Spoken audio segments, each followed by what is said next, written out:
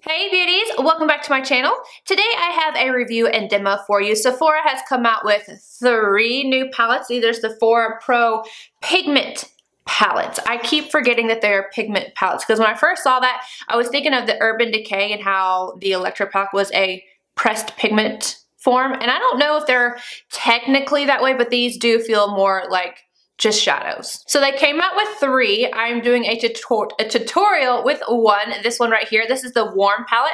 This is the look that I created. How I created a cool toned look with a warm palette is beyond me. But if you would like to see how I created this look and skip all the swatches and me talking, this is when it starts. So I'm going to get into these one by one and I'm going to tell you my thoughts on each one because they differ per palette.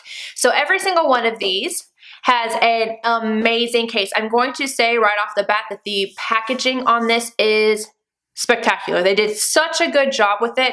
It is a nice plastic. Yes, you're gonna get your fingerprints on it, but you can wash it off easy because of the smooth finish. The warm one has Sephora Pro in gold. The cool tone has a silver Sephora Pro, and then the Editorial has a blue. Super pretty. All 3 of them also come with little cards on the inside that you can get look ideas out of, and it's going to show you how to do them. You know I'm not about that card life, so I haven't really even looked at them. Inside all the palettes you do get a sheet. Obviously these look like the Natasha Denona. Let's just get that out of the bag. There's 28 shades in here. There's 28 shades in the big Natasha Denona. The Natasha, the little sheet in here is in here. You can pull it out if you wanted to, but it's actually part of the palette. This one is separate, so if you wanted to take it out, you could, but it has all of the names on there, so it's really nice to have. I just pop it up with my big mirror. So nice mirror, nice packaging. I like that the names are in there. Very professional looking, but it is also very heavy. That does not bother me. I like a weighted feel. It feels a little bit more pricey, a little bit more luxurious. However, if you were going to travel with this, you probably wouldn't like that. So 28 shades and you are getting 0.04 ounces or 1.2 grams per shadow. I'm gonna show you guys. This one is the cool. So each of these has 1.2 grams. Now this looks like it would be huge, but when you compare it to the Natasha Denona, you would think that these are about the same size. No, these are almost double. This is 2.5 grams per shadow, so a lot bigger than the Sephora ones. This is a lot pricier though. This one is, I don't know, like $239? And this one is $68, basically 70 bucks for a Sephora palette. So we're gonna get into each one. I'm gonna show you guys the swatches. I'll just start off with the cool because it's in my hands. And it does have a really nice magnetic closure. I think they did it spectacular on the packaging. We're gonna get into everything else. So here we have the cool. You're gonna see with the cool and the warm, they both have a lot of very similar shades in here. Like this is all the same. Brown tones in here, the grays. I just feel like they probably could have cut these in half. And yes, a lot of palettes have a lot of similar shades, but not to this extreme, I feel like, but to each their own.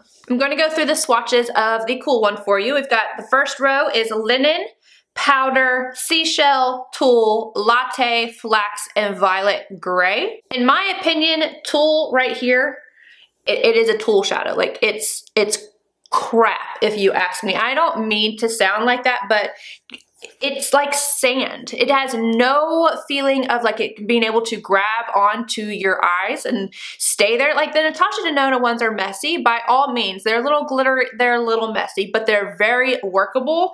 This, I have no desire to even put this on my eyes. Like, what is this? Can you guys even see that?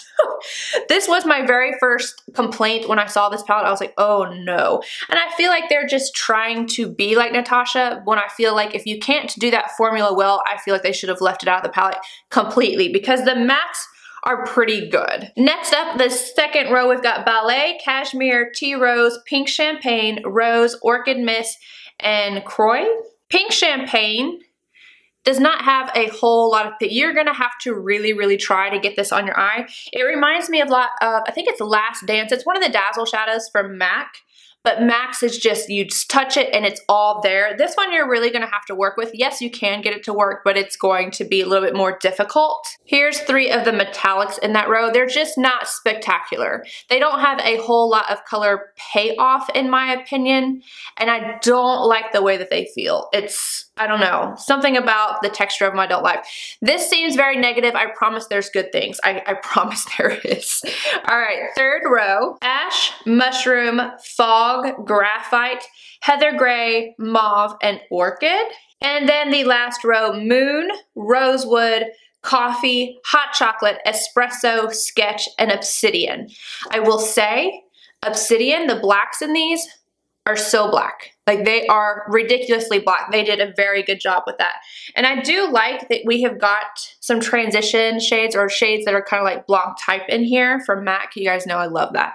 But overall, I'm gonna say this is my least favorite. I'm not excited about this. I feel like you guys can tell right off the bat, like with me talking about it, I'm just like, The mattes did pretty well with this. They blended out. However, they are super chalky. I'm going to show you guys some things, but I'm going to do all the swatches before I get into really the pros and cons. It's just definitely have a lot to say. The next one is my favorite, and not because of the colors, but just because I feel like it's the best in quality. This is the warm one.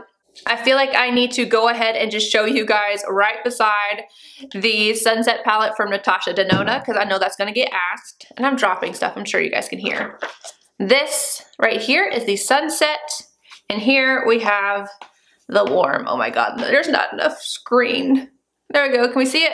Yes. What I don't like about this palette, I feel like there's way too many of the same colors.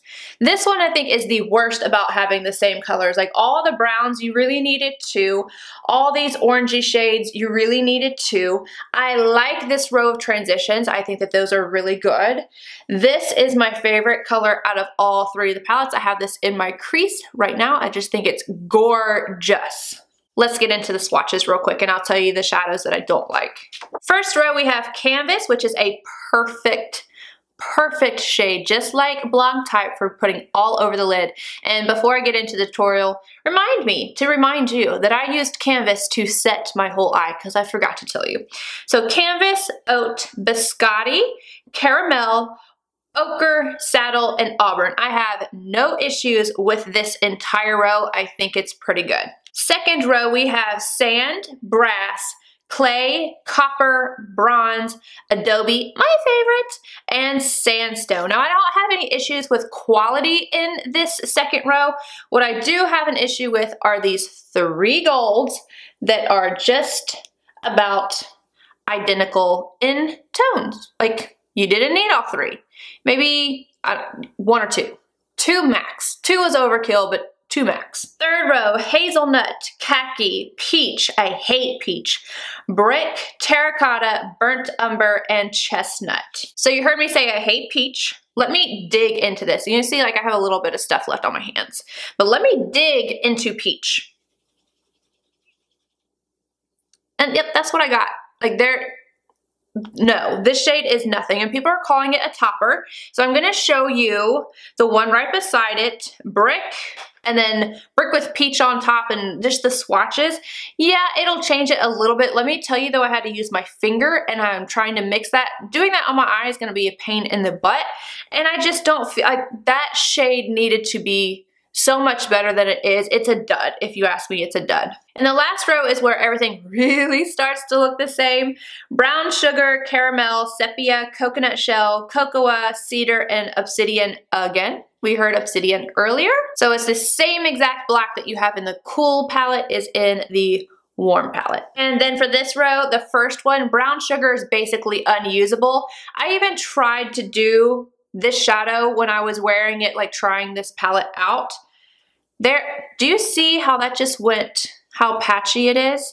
And if I, like, nope, I don't like that shadow at all. So there's 2 shadows in here that I feel are just unusable. And then the rest, I could, again, cut this palette in half and not have as many shades because you don't need them. You could see in the swatches how similar they really are. The last one is the prettiest to look at if you ask me, but I have the most problems with. This one.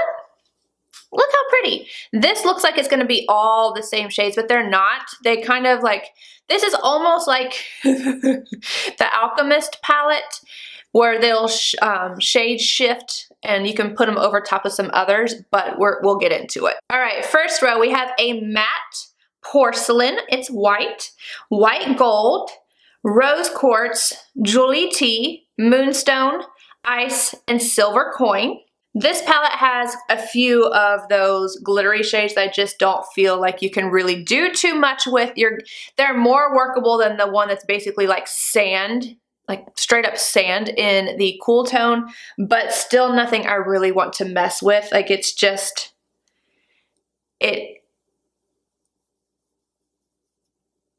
no. And just because I do know that a lot of people are going to say that Natasha had the chunky glitter in there as well, I completely agree. It's chunky and it's a little bit more difficult to work with. But when you wipe off your hand, there's still glitter there because of the texture of it. It adheres. Look, it's gone. It's gone. When is glitter ever gone? It doesn't happen. All right, next row. Tangerine, Amy, Eliza D, Telia, Maisha, Electric Violet, and Addie? I don't know. This row is gorgeous to look at, and it doesn't swatch horribly, but on the eye, it's nowhere near as pigmented as they look in the pan. And that kind of holds true to the whole palette. But anyway, I digress. Number 3, we have Champagne, Jeffrey, Helen P, Grass, Sean, Chris, and Dina. And then I'm going to go ahead and jump into the last row, which is my favorite row. It has Pink Quartz, Wendy G, Lou, Caroline, Hector E, David, and Adele. Idol? Another black with a little bit of glitter in it.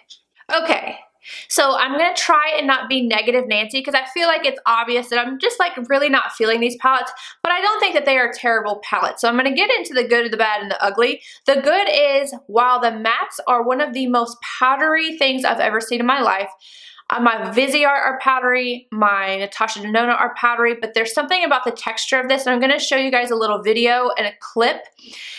When you swatch them, I would take my finger and then I would go over like this to swatch it. And I was swatching it on my daughter and the powder would start falling off my finger before I ever even got it to her arm. Even my daughter was like, why is it doing that? I've never seen that happen before. And for my daughter who does not apply makeup, knowing just because I swatch on her all the time that they shouldn't be doing that says something. And you can see that I'm going to show you some swatches of the Editorial palette before I blew them off. So basically, the powder is falling. I'm blowing off the powder that falls. I'm swatching it, and you can see how powdery they are. And then I blow it so that you guys can see the true color. And this is what it looks like before I blow off the extra powder. It's just, there's a lot. So that turns into a lot of fallout all over your face. If you're going to use these, you definitely can get some gorgeous looks out of them, but you need to do your eyes first. I had a lot of fallout with this eye look, and I had practiced it before I did it this time, and I still ended up with fallout, and my under eye looks slightly darker than normal because I'm sitting here trying to sweep away shadow. That being said, most of the shades in the mattes I had no problem with blending out. Some of them can turn kind of muddy and want to blend into one another. I did a peachy look and I used the Warm and the Editorial palette, and they went everywhere. And it wasn't cute. I filmed that look last night, got so mad I was in tears. Just, you know, you just get so frustrated. It just didn't look good. And so I scrapped the whole video and I started over again today with a look that I knew how to do, and I knew that it would turn out well because I just didn't want that to be on camera. I do not like any of the glitters in the palette, and you know, that might just be me, and that's fine because this is my channel. The shades down here, I really like them, but this reminds me of Morphe. If you like Morphe shadows, you will like this, but this comes at a lot higher of a cost. If I was going to tell you to pick up one palette, it's going to be the Warm. There's only 2 shades in here that I don't like, and really everything else, it's mainly just the fact that you have to deal with the powders.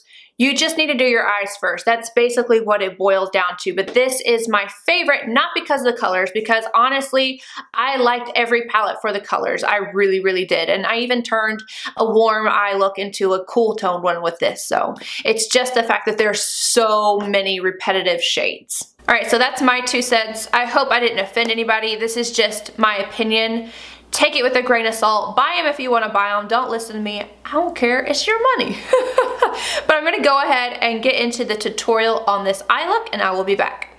I'm going to go in with Biscotti on a Tom Ford number 13. I'm going to use this as a transition shade. First going to go windshield wiper, and then in circles to blend it out. And I'm going to make sure I'm going to bring this out pretty far back over here because I want to make it kind of smoky. That same shade on a NARS contour, and I'm just buffing this underneath my lower lash line. MAC 217 and Adobe. I'm going to go into the crease and just deepen this up. That shade again with the NARS contour, and I'm putting this at the lower lash line as well. 217 again and Sepia, and I'm just going to pop this right on this outer V. I am getting fallout with these shades, just so you guys know. MAC 242 and Coconut Shell. I'm going to put this all over the lid, and then I'm going to take a 221 and I'm going to throw it into the crease a little bit just so that it blends really well.